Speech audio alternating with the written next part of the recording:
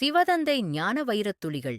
இனிமையான குழந்தைகளே, சங்கமத்தில் உங்களுக்கு அன்புக் கடலான தந்தை அன்பினுடைய ஆஸ்தியே அளிக்கிறார்.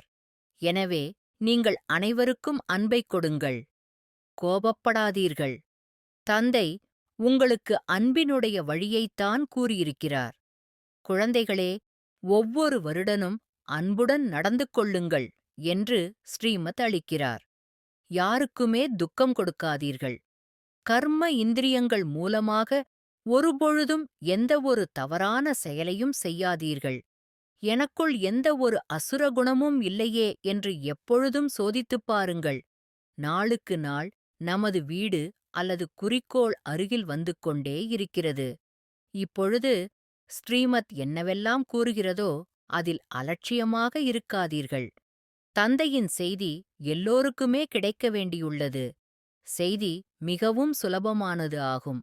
தன்னை ஆத்மா என்று உணர்ந்து தந்தையை நினைவு செய்யுங்கள். முதலில் மனதில் வருகிறது. அப்பொழுதுதான் பேச்சில் வருகிறது. இப்பொழுது உங்களுக்கு சரி, தவறு பற்றி புரிந்து கொள்ளக்கூடிய யுக்தி வேண்டும். தீய செயல்கள் செய்தோம் என்றால் இறைவன் தர்மராஜரின் மூலமாக மிகவும் தண்டனை கொடுப்பார் என்ற பயம் இருக்கும். உண்மையில் கர்மங்களின் வினைப்பயனை அனுபவிக்க வேண்டியே இருக்கும் அல்லவா?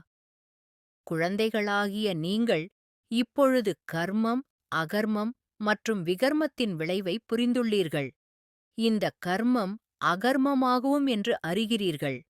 நினைவில் இருந்து செய்யும் செயல்கள் நல்ல செயல்களாகும். இப்பொழுது ஸ்ரீமத் கிடைத்துக்கொண்டே இருக்கிறது. எங்காவது அழைப்பு கிடைக்கிறது. இது செய்ய வேண்டுமா? இல்லை செய்ய வேண்டாமா? ஒவ்வொரு விஷயத்திலும் ஆலோசனை. கேட்டுக்கொண்டே இருங்கள். அன்பில் கூட யோக பலம் நிரம்பி இருந்தது என்றால், அந்த அன்பின் சக்தியுடன் யாருக்காவது புரிய வைக்கும் பொழுது, கடவுளைப் போல புரிய வைக்கிறார் என்று நினைப்பார்கள். தந்தை அன்பிற்கான வழியை கூறுகிறார். மனதில் வந்துவிடும் பொழுது, அது முகத்திலும் வந்துவிடுகிறது. கர்ம இந்திரியங்களால் செய்துவிட்டீர்கள் என்றால், உங்களின் ரெஜிஸ்டர் என்றால் பதிவேடு கெட்டுப்போய்விடும். முந்தைய கல்பத்தில் யாரெல்லாம் ஞானம் எடுத்தார்களோ அவர்கள் அவசியம் வந்து எடுப்பார்கள். புருஷார்த்தம் கூட செய்விக்கப்படுகிறது. ஆத்மா சம்ஸ்காரத்தை எடுத்துச் செல்கிறது. இது அனாதியாக அமைக்கப்பட்ட நாடகமாகும். ஒரு நொடி கூட, அதாவது ஒரு மாதிரி நிலைப்பது இல்லை. வினாடிக்கு வினாடி என்ன நடக்கிறதோ அது மீண்டும் கல்பத்திற்குப் பின்னால் நடக்கும். ஒவ்வொரு ஆத்மாவிலும் அவினாஷி என்றால் அழியாத பார்ட் நிரம்பி உள்ளது. யார் யார் என்னவாக ஆகிறார்கள் என்பது எல்லாமே சாட்சாத்காரமாகும். காட்சிகளாகத் தெரிய வரும். நல்லது. சிவதந்தை தந்த வரதான நினைவின் பிராப்தி. Manifestation of this day. ஓம் சாந்தி. நான் ஆத்மா, பிந்து சொரூபம். நான் வெளிச்சமான புள்ளி சொரூபம். எப்போதும் இரு புருவங்களுக்கு இடையில் ஒளிர்கிறேன். நான் பாபாவின் நேரடி குழந்தை. பாபாவின் அன்பால் நான் வளம் பெறுகிறேன். பாபாவின் அறிவால் நான் பரிபூரணமாவேன். பாபாவின் ஆசீர்வாதம் எனது ஆதாரம். பாபாவின் யோகத்தால் நான் தூய்மையடைந்துள்ளேன். நான் தவ மனப்பான்மையுடன் என் எண்ணங்களை நிலைநிறுத்துகிறேன். தியாகமே எனது வெற்றியின் ஆதாரம். திடமான சங்கல்பமே உண்மை தவம். தவத்தின் மூலம் எல்லா வரம்புகளும் முடிவடைகின்றன. தியாகம், தவம், சேவை எனது வாழ்க்கையை வெற்றியாக்குகின்றன. தியாகத்தால் எனக்கும் மற்றவர்களுக்கும் பாக்கியம் உருவாகிறது. நான் எப்போதும் சேவை மனப்பான்மையோடு செயல்படுகிறேன். சேவை செய்வதே எனது இயல்பு. சேவையில் உண்மையான ஆனந்தத்தை அனுபவிக்கிறேன். சேவையின் மூலம் குழு சக்தியை உருவாக்குகிறேன். நான் தியாகத்தால் பிறருக்கு நன்மை செய்வதையே விரும்புகிறேன்.